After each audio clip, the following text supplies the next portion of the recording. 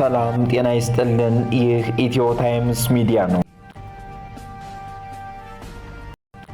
ሰላም ጤና ይስጥልኝ የቻናላችን ቤተሰቦች፣ በዛሬው ቆይታችን ለእናንተ ያዝናቸውን የተመረጡ ወሳኝ መረጃዎችን ይዘንላችሁ መጥተናል። በቅድሚያ አርዕስቶችን ላስቀድም። ከትግራይ ክልል አሁንም አስደንጋጭ መግለጫ ወጥቷል፣ እንመለከተዋለን። የኢትዮጵያ አየር መንገድ በኤርትራ የታገደበትን ገንዘብና የቲኬት ዋጋ ጭማሪ ማነጋገሪያ ሆኗል። በቆይታችን ትሰሙታላችሁ። በሀገራዊ ምክክሩ በብልጽግና ፓርቲ ላይ የቀረበው ተቃውሞ አገዛዙን አበሳጭቷል። እንዲሁም አሜሪካ በኢራን ላይ ከባድ ጥቃት ፈጽማለች። እነዚህን መረጃዎች በቆይታችን ትሰሙታላችሁ። እስከ መጨረሻው አብራችሁን ትቆዩ የአክብሮት ግብዣችን ነው። እነሆ ወደ ዋና መረጃዎች እናመራለን። የትግራይ ህዝብ ህልውና የሚረጋገጠው በአብይ አህመድ ጂኖሳይዳዊ አገዛዝ መቃብር ብቻ መሆኑን አቶ አማኑኤል አሰፋ በተደጋጋሚ እየገለጹም ነው። እንደ ህዝብ ከቶ አንጠፋም ዘበትን ብሔራዊ ብርሰት በሚል መሪ ሐሳብ በትግራይ ፖሊስ ኮሚሽን ተገኝተው መድረኩን የመሩት አቶ አማኑኤል አሰፋም የአብይ አህመድ ጂኖሳይዳዊ አገዛዝ በትግራይ ህዝብ ዘንድ የህልውና አደጋ መሆኑ ህልውናችንን መረጋገጥ የሚችለው በአገዛዙ መቃብር ነው ሲሉም ተናግረዋል። ጂኖሳይደሩ አገዛዝ ከትግራይ አልፎ ሀገራዊ ቀጠናዊ የሰላም መደፍረስና ያለመረጋጋት ጠንቅ እየሆነ መምጣቱን ያስረዱት የትግራይ ምክትል ፕሬዝዳንት አቶ አማኑኤል አሰፋም የፕሪቶሪያን ስምምነት ተከትሎ ተፈጥሮ የነበረውን ሰላም የማስፈን ተስፋ እንዲጨናገፍና ስምምነቱ እንዳይተገበር ማፍረሱን አስታውሰዋል። ጂኖሳይዳዊ አገዛዙ የፕሪቶሪያውን ስምምነት እንደ ሰበብ በመጠቀም የትግራይ ህዝብን አንገት ለማስደፋት አንድነቱን እንዲበታተንና እንዲንበረከክ እንዲሁም አማራጭ እንዲያጣ ኢኮኖሚያዊ አቅሞች እንዲዳከሙ እየሰራ መሆኑን የገለጹት አቶ አማኑኤል በትግራይ በኩል የሰላም አማራጭ እድል እንዲሰጠው መስዋዕትነት እየከፈለ በትዕግስት እየጠበቁ መቆየቱን አስረድቷል። አሁን የተያዘው ምዕራፍ የትግራይ ህዝብን ለማጥፋት እየሰራ ያለውን ጂኖሳይዳዊ አገዛዝ በመመከትና በማጥፋት የትግራይ ህዝብ ደህንነትና ግዛታዊ አንድነትን ማረጋገጥ እንደሆነም አብራርተዋል። የትግራይ ህዝብ ህልውና የሚረጋገጠው ሌሎች አካላት በሚሰጡት ችሮታ አለመሆኑን ያስረዱት አቶ አማኑኤልም የትግራይ ህዝብ ብሔራዊ ህልውና የሚረጋገጠው ውስጣዊ አቅሞችን በማደላደል እንዲሁም የህዝብ ዋስትና በማረጋገጥ ተግባራዊ እንደሚሆን ገልጸዋል። አገዛዙ እስካለ ድረስ የትግራይ ህዝብ ህልውና ማረጋገጥ እንደማይቻል ያረጋገጡት አቶ አማኑኤል አሰፋም አምባገነናዊ አገዛዝ ከስልጣን በማስወገድ በህዝባችን ላይ አንዣበበውን ብሔራዊ አደጋ ሙሉ በሙሉ ለማስወገድ ተግባራዊ እርምጃዎችን መወሰድ ያለባቸው መሆኑን አስገንዝበዋል። የትግራይ ህዝብ ያልገዛም ባይነት ታሪክ እስካሁን ህልውናውን አስጠብቆ እንዲጓዝ አንድነቱን አጠናክሮ መቀጠሉን ያስረዱት ኃላፊውም በአሁኑ መድረክ የታዩ የመመከት አቅሞች ውሳኔዎችና የህዝብ መነሳሳት መጠበቅና ማጠናከር እንደሚገባም ገልጸዋል። ሁሉም የትግራይ ተወላጅ በትግራይ አንዣበበውን ብሔራዊ አደጋ በሚገባ መገንዘብና ተግባራዊ እርምጃ መውሰድ ይገባል ያሉት አቶ አማኑኤልም እየተደረገ ያሉ ዝግጅቶችና የአብይ አህመድ ጂኖሳይዳዊ አገዛዝ የወረራ እቅድ በሩቅ ለማስቀረት አጋዥ መሆኑን አስረድተዋል።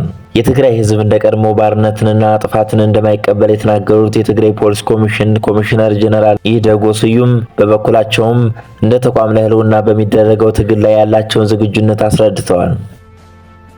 የኢትዮጵያ አየር መንገድ በኤርትራ የታገደበትን ገንዘብ በሁለቱ ሀገራት መካከል ባለው የፖለቲካ ውጥረትና የነበረውን የህግ ሂደት በመቋረጡ ምክንያት ምንም ማድረግ እንዳልተቻለና እስካሁን መፍትሄ ሳያገኝ እንደቀረ የድርጅቱ ዋና ስራ አስፈጻሚ ገልጸዋል።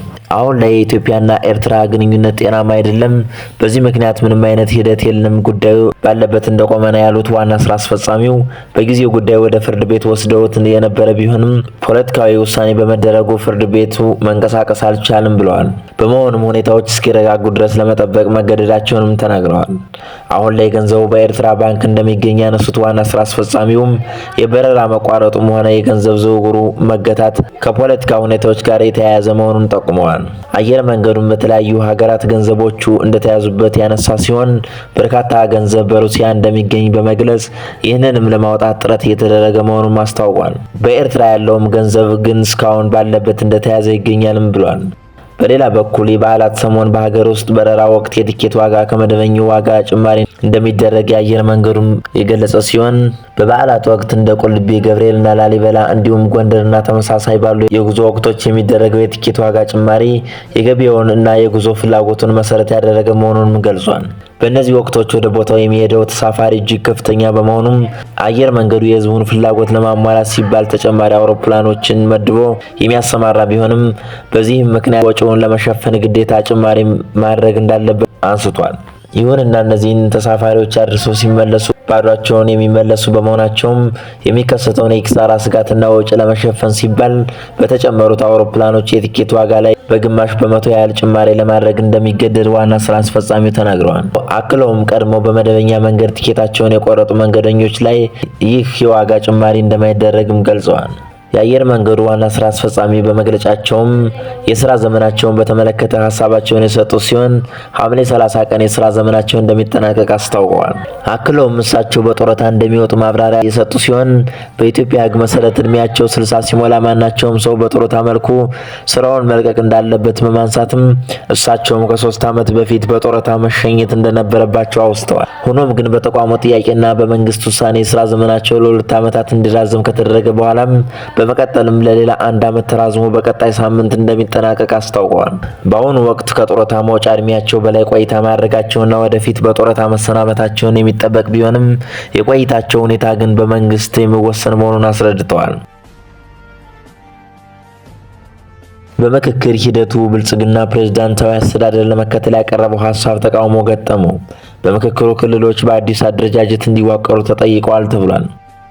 በምክክሩ ጎልቶ የወጣውና ያልተጠበቀው ጉዳይ ገዢው ብልጽግና ፓርቲም በሀገሪቱ ፕሬዝዳንታዊ የመንግስት አስተዳደር ስርዓት እንዲተገበር አባላቱ ግፊት እንዲያደርግ ያስተላለፈው አቅጣጫ የሚጻረር ውሳኔ መምጣቱ ነው ተብሏል። በስልታዊ ቡድኖች ደረጃ የተካሄዱት ውይይቶችም የገዢውን ፓርቲ ፍላጎት ወደ ጎን በማድረግ አሁን ያለው ፓርላመንታዊ የመንግስት አስተዳደርም ስርዓት እንዲቀጥል የሚለው አማራጭ ከፍተኛ ድጋፍ እንዲያገኝ አድርጓል ተብሏል። በምክክሩ መድረኩ ላይ ገዢው ፓርቲ የጠበቀውን የበላይነት እየተገዳደረ መሆኑን ያሳየ ተደርጎም ተወስዷል።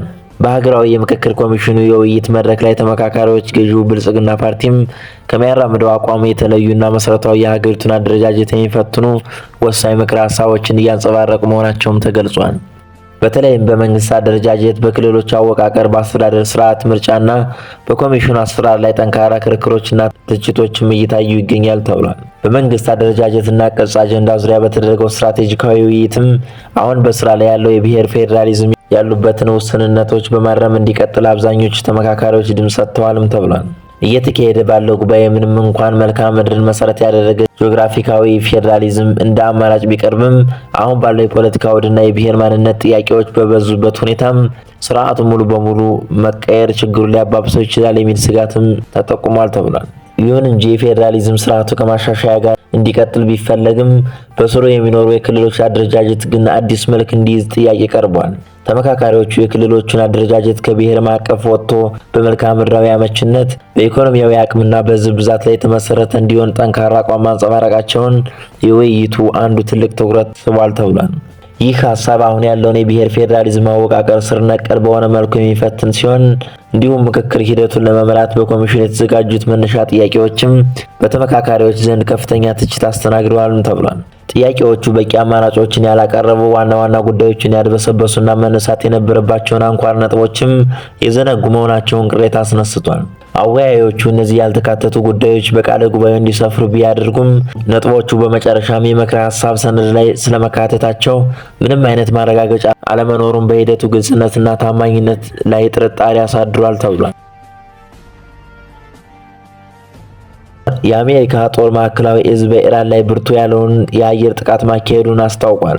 ጥቃቱ የተፈጸመው ቴህራን በዮርዳኖስ በሚገኘው የአሜሪካ ጦር ሰፈር ላይ ጥቃት ማድረሱንና በኃይሎቿ ላይ የሚሳኤል ሙከራ ማድረጉን ተከትሎ የተሰጠ አጸፋዊ ምላሽ እንደሆነም ተገልጿል። ዓለም አቀፍ ሚዲያዎች እንደዘገቡት በአባዳን፣ ቡሸር፣ ባንዳር አባስ፣ ኪሽና ገሸም አካባቢዎች ላይ ፍንዳታዎች የተሰሙ ሲሆን በገሸም ደሴት 2 ሰዎች ጉዳት ደርሶባቸዋል፣ ወደ ሆስፒታልም ተወስደዋል ተብሏል። ማዕከላዊ እዙ የአዳሩን ጥቃት ማጠናቀቁንና የኢራን አብዮታዊ ዘብ ኢላማዎችን መምታቱን ሲያስታውቅ በአሁኑ ሰዓትም ሴንቲኮም በቀጠናው ላይ ከ50 ሺህ በላይ ወታደሮችን እያንቀሳቀሰች እንደምትገኝ፣ ኢራን በባህረ ሰላጤው ሀገራት በሚገኙ የአሜሪካ ጦር ሰፈሮች ላይ አጸፋዊ ምላሽ ልትሰጥ ትችላለች የሚል ስጋትም ደቅኗል ተብሏል።